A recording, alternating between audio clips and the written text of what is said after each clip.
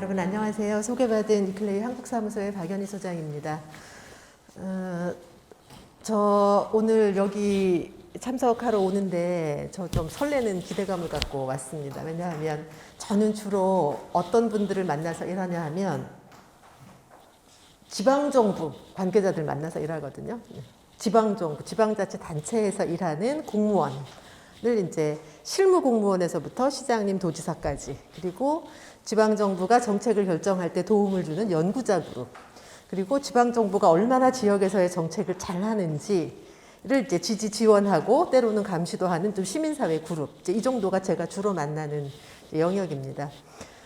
그런데 특정하게는 저는 교육, 인식 증진 이런 게 굉장히 중요하다고 늘 생각하면서 활동을 하지만 교육을 전담하는 이런 논의를 하는 그룹에서 제가 이제 이클레이의 소장으로 얘기하는 기회가 그리 많지 않습니다.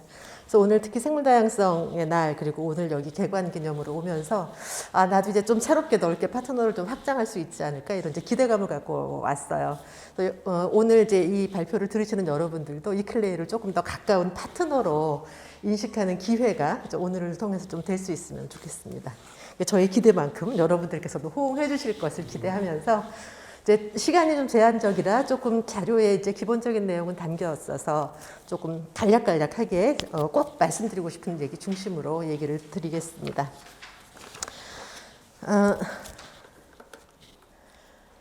넘기면 이거는 제가 좀 추가한 건데요. 생물다양성의 날 로고예요.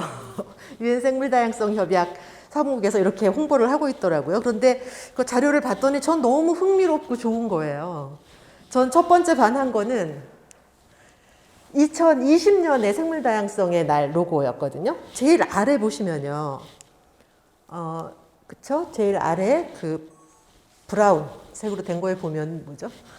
우리가 하는 모든 해법이 자연에 있다. 전 이제 이 말을 듣고서 심쿵했어요. 그래, 근데 왜 올해도 또 똑같이 썼지? 그 아래, 제일 아래 녹색으로 된 거에 보시면 뭐예요? 자연이라고 하는 말을 이제 본격적으로 중심에 놓고 쓰고 있다는 거예요. 그리고 거기 뭐라고 썼어요? 우리가 그 해결책, 해법의 일부다, 우리도. 우리가 그 해법이 되어야 된다고 하는 의미인 거죠. 저는 이거 한 가지로 우리가 같이 오늘 생물다양성의 날을 중심으로 얘기할 때는 저는 이 메시지가 굉장히 중요하다고 생각해서 그냥 앞에 슬라이드에 조금 더 했고요. 저는 여러분들께서 더 많은 해석을 여기다 해주실 수 있을 것 같아요. 그리고 이 로고는 대단히 좀 예쁜 그림으로 되어 있잖아요. 우리가 많이 본 것 같지만 조금 안 본 건데, 이 로고를 설명하는 사이트에 보니까 저렇게 그림을 4조각으로 나누었어요. 그리고 거기에 각각의 주제들이 써 있죠. 그렇죠? 이거 과학이라는 거예요. 우리가 당면한 현실에 대한 진단, 데이터에 의해서 우리가 진단할 수 있고, 그쵸? 알고 있어야 되는 거죠. 그리고 우리가 전통적으로 얘기해왔던 보전이라고 하는 것, 그 중심에 있어야 된다는 거고요. 그리고 그 다음에 이제 사람에 대한 문제예요. 사람과 내가 살고 있는 환경에 대한 문제죠. 건강, 식량, 생물다양성, 그렇죠? 사람 생존에 대한 문제이고, 그 옆에는 이제 사람과 문화 뭐 이런 것까지 얘기하고 있죠. 보다 더 나은 사람. 저는 이게 생물다양성이라고 하는 것을 가장 우리가 좀 생각해보면 이런 틀로 이해하면 훨씬 더 좀 폭이 넓어지지 않을까? 여러분 어떠신가요? 그래서 저는 이제 생물다양성 협약, 그리고 지방정부, 이제 그 두 개의 키워드를 이제 중심으로 말씀드리려고 합니다. 생물다양성 협약은 정책이에요. 정책. 누가 채택한? 유엔이라는 이름으로 전 세계가 채택한. 언제 채택했나요? 지속가능 발전이 공공 영역이 실현해야 될 중심 과제다라고 하는 합의하는 회의가 1992년 열렸잖아요. 그때 그 지속가능 발전이 우리 21세기 이 시대의 흐름을, 우리 사회의 변화 발전을 고민할 때, 그때는 가장 중심으로 지속가능 발전이라는 것을 놓치고 가면 안 된다라고 유엔 차원에서 정책적 결정을 했다는 거예요. 여러분, 정책이 뭐 선진적인 거 보셨어요? 문제의식이 많이 쌓여야 그때 폭넓은 합의가 돼서 결정하는 거잖아요. 그 합의가 국제사회에서는 1992년에 이제 지속가능 발전이라는 걸 채택했고요. 생물다양성 협약 언제 채택했죠? 바로 그 해에 같이 했죠. 1992년에. 지속가능 발전 채택하면서 기후변화 협약도 같이 채택하고, 그 다음에 생물다양성 협약도 같이 채택했어요. 내일 모레면 30년인 거죠. 왜 지속가능 발전이라고 하는 것을 우리 사회의 중심 아젠다로 채택하면서 생물다양성 협약과 기후변화 협약과 사막화 방지 협약과 이런 거 다 했죠? 지속가능 발전을 우리가 이루려고 하면 기후변화라고 하는 거에 제대로 대응하지 않으면 안 된다. 그렇죠? 그리고 생물 다양성이라고 하는 것을 우리가 지켜내지 않으면 안 되고, 그렇죠? 사막화 방지 이거 하지 않으면 안 되는 가장 기본적인 협약이어서 같이 채택을 한 거죠. 그래서 저는 생물 다양성 협약이라고 하는 게 1차적으로는 공공이죠. 국가. 공공이 뭐예요? 국가로 대표되는 공공이 공공의 책임을 다하기 위해서 잘하기 위한 중심 과제가 정책이잖아요. 그걸 글로벌 합의회에서 채택한 게 생물다양성 협약이라는 거예요. 지속가능 발전의 맥락 위에서. 일단 그래서 공공이 해야 될, 마땅히 해야 될 책임이다. 그 책임을 잘하도록 어떻게 모든 구성원들이 협력할 건가. 그 책임을 잘 못할 경우에 우리는 어떻게 그걸 좀 더 잘하도록 만들 건가. 이게 우리 사회에 있다고 하는 겁니다. 당연히 해야 되는 거기 때문에 당연히 두고 다 책임 있게 해야 되는 거라고 하는 내서 출발하자라고 하는 점을 말씀드리기 위해서 저는 이제 정책이다 이렇게 말씀을 드리는 거예요. 그래서 생물다양성 협약은 우리 사회가 조금 더 지속가능하게 발전하도록 하는데 가장 기본이 되는 거라고 생각해서 이미 국제사회가 합의한 거였고, 내가 그 당시에는 정책 결정 과정에 참여하지 않았지만 우리 사회의 공적 주체들은 그 책임을 갖고 있다라고 하는 것에서부터 저는 생물다양성을 좀 이해해야 된다 이런 말씀을 이제 교육 커뮤니티에 드리고 싶은 거고요. 그래서 그렇게 채택해놓고 이제 어떤 노력을 해왔냐고 하는 겁니다. 1992년에 채택하고 나서 1994년부터 소위 생물다양성 협약 당사국 총회라는 거를 개최했어요. 기후변화 협약 당사국 총회는 1년에 한 번씩 개최되지만 생물다양성 협약 당사국 총회는 2년에 한 번씩 개최되거든요. 근데 이제 그 92년에 채택하고 94년부터 이제 당사국 총회를 했는데 뭐 그 앞에는 너무 오래전이니까 뒀어요. 좀 넘어가고. 그래서 그걸 이행하기 위해서 국제사회는 어떤 노력을 했냐 하면 제일 가깝게는요. 2010년부터 10년에 당사국 총회를 개최됐을 때 거기에 모이는 국가 대표들이 뭘 합의했죠? 우리 다 아시는 거죠. 생물 다양성 10년. 2011년부터 20년까지 하자. 뭐예요? 뭘 어떻게 하자 그랬어요? 생물 다양성이 모든 우리 사회에 주류화될 수 있도록 하자. 이렇게 얘기하면서 그 10년을 선포하면서 전략, 아이치, 타겟, 우리 뭐 너무 잘하는 거 있잖아요. 5개의 전략 목표와 20개의 세부 목표. 10년 동안 그거를 실현하려고 노력을 했다는 거예요. 이거 하기 위해서. 주류화 뭐 이런 거 얘기 다 아시는 거죠. 그렇게 했는데 근데 그렇게 했는데 그러면은 저런 목표를 정하고 이행 체계를 만들었는데 그러면 그 이행할 책임은 누구 있죠? 유엔은 국가 대표들이 합의한 거잖아요. 국가들이 어떻게 이행하는지를 보고하는 시스템이 뭐였냐 하면 국가 생물 다양성 전략 계획이라는 걸 만들어라 그랬어요. 가운데 있는 그래서 NB삽 이렇게 써 있죠. 저걸 통해서 얼마나 생물 다양성 협약을 이행했는지 유엔에 보고하는 거죠. 그리고 그걸 통해서 아이치 목표를 얼마나 달성 책임 있게 했는지를 점검하는 과정을 운영을 해왔습니다. 그렇게 해왔는데 오른쪽에 표를 보시면 저거는 나고야 때 저게 NB삽이라고 하는 걸 수립해서 유엔에 얼마나 생물 다양성 전략을 이행하기 위해서 노력하고 있는지를 보고서를 낸 나라의 숫자들이에요. 숫자들은 제법 되죠. 저런 프로세스를 갖고 이제 점검을 해왔다는 겁니다. 그런데 이렇게 이 당시에는 국가만 보고서를 내면 됐어요. 그래서 국가가 뭐 나름대로 한 정책 내용을 취합해서 보고하도록 했고 지방 정부들은 뭐 유엔에 보고하거나 그런 의무는 없었습니다. 그래서 이제 그런 시스템으로 운영하면서 이제 10년이 지났어요. 그 10년의 평가 결과입니다. 우리 너무 잘 아시지만 여기 이거는 소위 이제 GBO 이렇게 부르는 건데요. 생물다양성 협약 사무국은 저 보고서를 발행하면서 지구 단위의 그쵸 생물다양성 현황이 어떤지를 이제 공유하는데 거기에 나온 얘기예요. 그렇죠? 저렇게 형편없이 생물다양성이 무너졌다. 앞으로 더 그렇게 될 것으로 보인다. 이 얘기입니다. 이 GBO는 CBD에서 내는 거고요. 저런 있는 IPBES라고 부르는 거는 생물다양성, 그러니까 기후변화 협약의 우리 IPCC와 같은 그런 전문가 기구인 거죠. 그런 과학적 분석에 의해서 생물다양성 위기에 처했다 저런 평가를 이제 하게 됐습니다. 그리고 aichi 타겟 10년으로 점검했다고 했는데 이제 그 점검 목표 달성도예요. 딱 보시면 색깔별로 성취도를 보실 수 있겠죠. 저쪽에 푸른색, 녹색 좋고요. 색깔이 나쁠수록 형편없는 거죠. 보세요. 저게 평가 결과라는 겁니다. 국가가 다 하겠다고 약속을 했으나 그리고 10년을 지났으나 저 정도밖에 할 수 없었다고 하는 평가이고요. 그리고 지방정부들은 뭐 했냐? 여러분 이게 리그가 달라요. 국제협력 그러면 다 정부 공공연력은 하는 것 같지만 유엔의 협약은 유엔은 누가 회원입니까? 국가가 회원이에요. 국가의 리그입니다. 그래서 국가의 리그여서 유엔이 정책 결정할 때 다양한 이해 당사자의 목소리를 담긴 하지만 옵저버를 보는 거지 정책 결정 권한을 주는 건 아니에요. 근데 그럼에도 불구하고 1992년에 지속가능 발전과 관련 지속가능 발전을 핵심 가치로 채택하는 그 아젠다 21 채택 이후부터는 그때 만들어진 다양한 이해 당사자 그룹들이 자체적으로 네트워크를 활성화하면서 지속가능 발전을 위한 목소리를 내기 시작했어요. 그래서 이제 생물 다양성 협약과 지방 정부의 관계는 이게 역사입니다. 생물 다양성 협약이 2년에 한 번씩 개최되는데 그전에는 그냥 국가 대표들만 모여서 하고 끝났어요. 안 했는데 2008년이 당사국 총회고 2007년은 당사국 총회는 아니에요.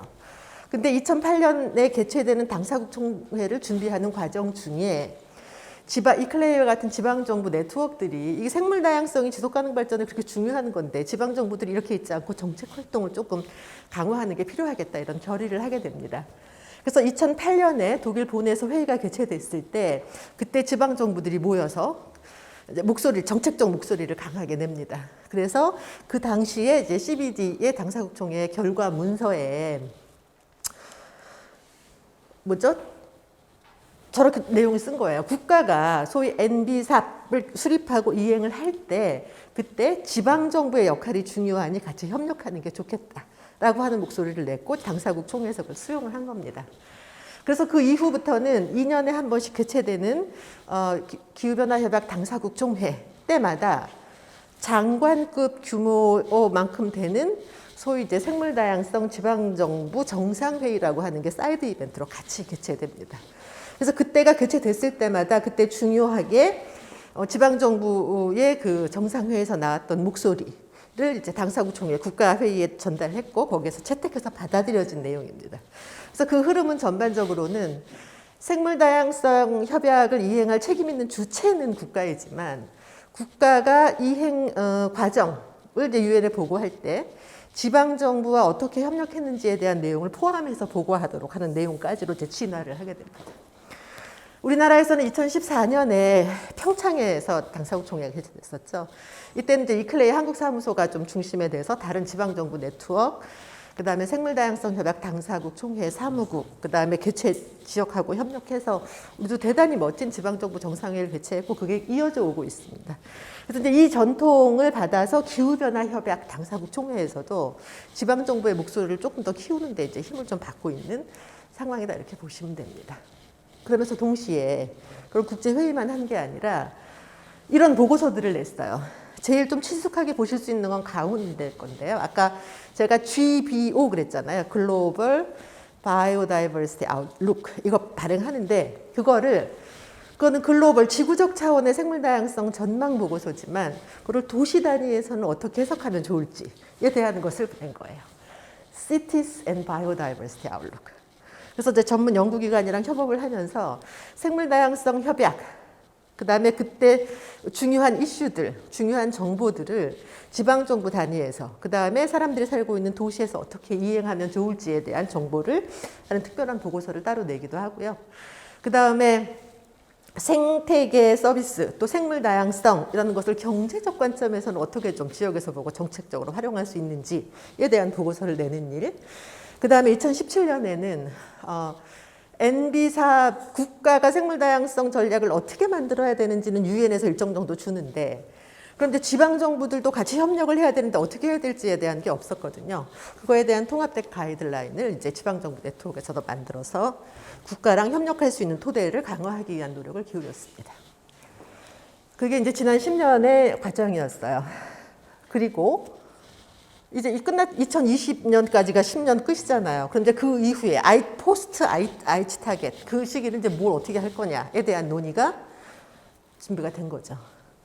그래서 생물 다양성 10년을 평가하면서 이제 이렇게 형편 없는데 이걸 어떻게 조금 더 제대로 이 생물 다양성의 가치가 우리 사회의 지속 가능성에 기여하도록 만들 거냐가 이제 국제적 숙제가 된 거죠.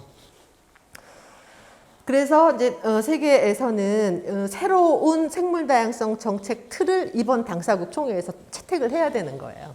그게 사실은 지난해에 채택을 했었어야 되는 거죠.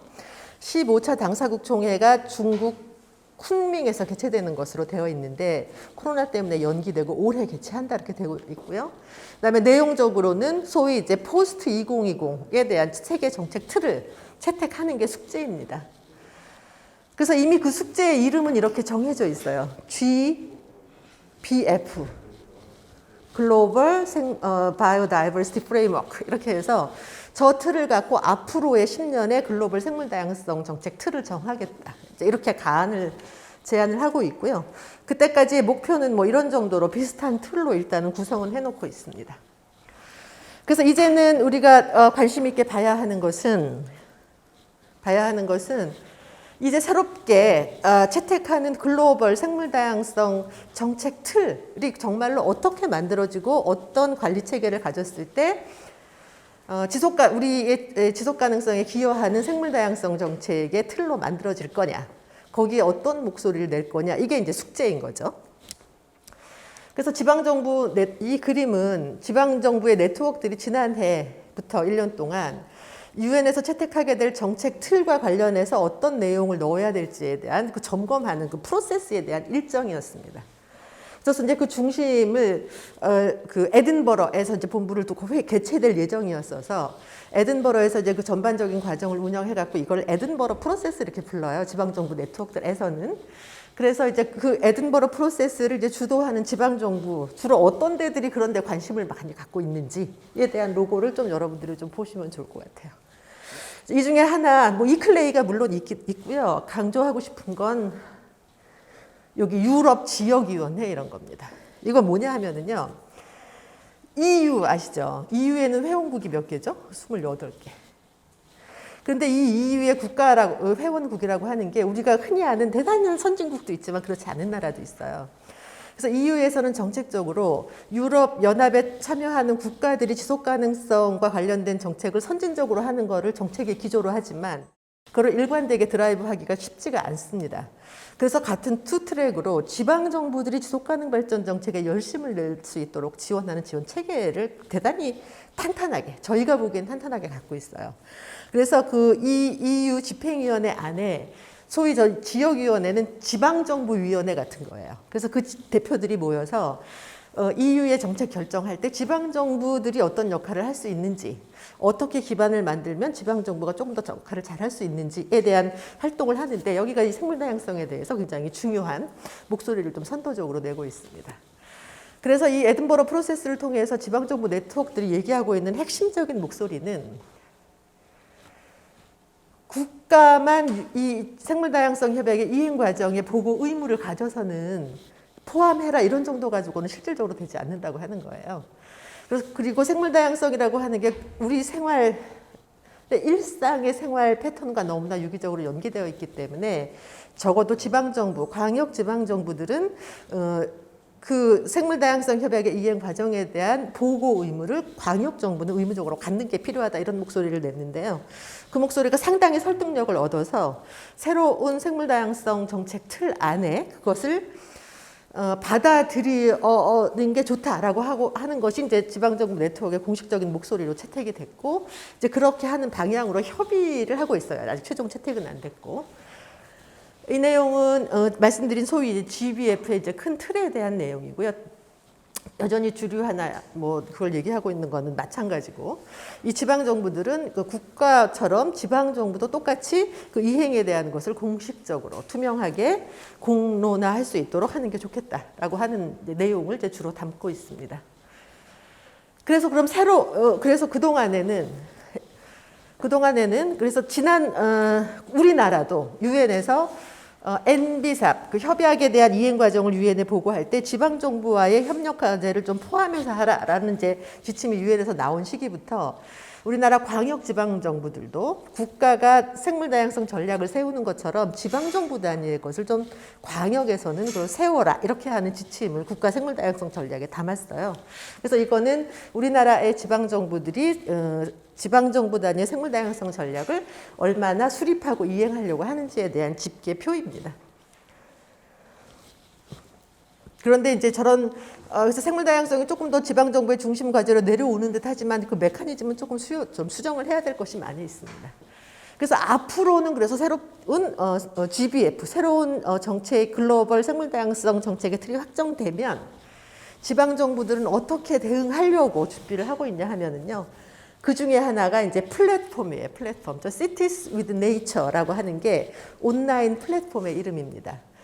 그래서 우리나라에도 잘 알려진 IUCN이라고 하는 기구하고 이클레이를 비롯한 이제 지방정부 네트워크들이 저런 플랫폼을 만들었어요. 저 뭐냐 하면 지방정부들이 어떻게 생물다양성 전략을 수립하고 그 행동을 이어가고 있는지를 온라인 플랫폼에다가 보고하는 거예요. 누가 볼 수 있도록. 그래서 지방정부가 목표로 하는 생물다양성 정책의 목표가 무엇인지, 그다음에 누구랑 어떻게 이행하는지. 그래서 지금 현재는 그 베타 버전이 이제 지난해부터 가고 있고요. 생물다양성 협약 올해 당사국 총회 때 새로운 정책 GBF가 채택될 때 저것도 출범해서 지방정부들도 그 책임을 자임해서 똑같이 좀 책임 있게 하겠다라고 하는 이제 활동들을 하고 있고요. 또 하나는 내용에 오늘 그 생물다양성의 날 로고에서도 보셨지만 이제 생물다양성에서 쓰는 용어의 빈도나 중요도가 자연이라고 하는 것으로 넘어가고 있습니다. 그래서 이 지방정부 정책에 있어서도 자연 기반 해법이라고 하는 용어를 많이 씁니다. 그래서 이게 이제 그래서 주로는 유럽의 도시들을 중심으로 그러니까 지속 가능성을 위협하는 게 생물 다양성이 없어지는 건데 왜 생물 다양성이 이렇게 없어지냐는 거예요. 도시에서의 사람이 살고 있는 삶터에서의 자연성이 없어지면 없어질수록 이게 지금 해로워지는 거 아니냐. 자연성을 회복한다고 하는 원칙이 있을 때 그보다 지속 가능한 도시를 만들어가는 조금 더 합리적인 접근이 가능한 거 아니냐. 이제 이런 취지에서 얘기를 하고 있고 자연 기반 해법이 어떻게 지방정부나 도시 단위에서 적용되고 있는지에 대한 사례들을 계속 발굴하면서 확산하는 활동들이 활발하게 일어나고 있습니다. 그래서 우리나라에서도 자연 기반 해법을 적용한 사례들이 많이 있지만 저거를 정책용어로 그닥지 많이 써오진 않았어요. 그런데 지난해 올해부터 이제 그런 것들이 전문가들 사이에서 조금 회자되면서 이클레이 한국사무소에서는 이제 유럽과 같이 하는 이제 사업 중에 하나로 이 자연과 도시라고 하는 프로그램을 통해서 자연 기반 해법이 뭔지, 그다음에 우리나라에선 그리고 해외에서는 자연 기반 해법을 어떻게 정책 내용에 활용하고 있는지. 그게 생태 정책뿐만 아니라 기후위기에 대응하는 정책, 그다음에 도시 계획을 하는 정책에 있어서도 얼마나 자연 기반 해법이 효과적이고 효율적인지에 대한 것을 같이 공부하는 프로그램을 올해가 6월부터 저희가 시작을 합니다. 지방정부 단위에 그다음에 연구자들하고 같이 참여하면서 어떻게 다음에 만들 지방정부들의 행정계획에 자연 기반 해법을 보다 효율적으로 활용하면서 지역의 지속 가능성을 높여갈 수 있는지에 대한 길을 찾아가는 일단은 학습 그다음에 워크숍 형태의 프로그램입니다. 올해도 이제 생물다양성 협약 당사국 총회가 지난해에 연기된 회의가 올해 10월에 중국 kunming에서 개최되는 것으로 되어 있습니다. 형태가 이제 어떻게 될지에 대해서는 다소 변수가 있지만, 그리고 그때 쭉 말씀드린 것처럼 지방정부 영역에서는 생물다양성 세계 지방정부 정상회의가 똑같이 이런 장관급 회의의 규모로 개최될 예정으로 준비가 되어 있습니다. 제가 이제 말씀드리고 싶은 거는 생물다양성 협약, 지속가능 발전 목표, 뭐 기후변화 협약 이런 것들을 우리가 이제 보는 눈에 대해서는 조금 더 서두에 말씀드린 것처럼 조금 더 좀 적극적이고 좀 맨눈으로 보는 시민들이 좀 많아져야 된다고 하는 겁니다. 이거는 착한 사람이 뭐죠? 특별한 뜻이 있는 사람이 해야 되는 게 아니라 적어도 이 시대를 사는 우리가 사는 이 시대의 공공 부문에서는 적어도 지속 가능 발전, 지속 가능성을 높이기 위한 정책 방향, 생물 다양성을 높이기 위한 정책, 기후위기에 효율적으로 대응하는 것은 공공이 1차적으로 해야 될 중요한 책무입니다. 그래서 그 책무를 어떻게 잘하고 있는지, 어떻게 잘하도록 할 수 있는지, 그리고 그것들을 요구하고 협력할 수 있는 시민들을 얼마나 많이 양성할 수 있는지, 그리고 그런 모든 주체들이 어떻게 잘 행동할 수 있는지 이 수준만큼 우리 사회가 지속 가능해질 수 있다고 생각합니다. 그래서 저는 이제 교육 커뮤니티에서도 지방 정부를 조금 더 중심으로 좀 가까이 좀 당겨주시고, 그리고 이 지방 정부들과 어떻게 비판적으로 협력할 수 있는지, 그리고 어떻게 조금 더 적극적으로 지속 가능 정책에 적극적으로 나서도록 할 수 있는지, 이것이 저는 좀 환경교육의 중심 과제로도 같이 다뤄줄 수 있으면 좋겠습니다. 예, 발표 여기까지 하겠습니다. 고맙습니다.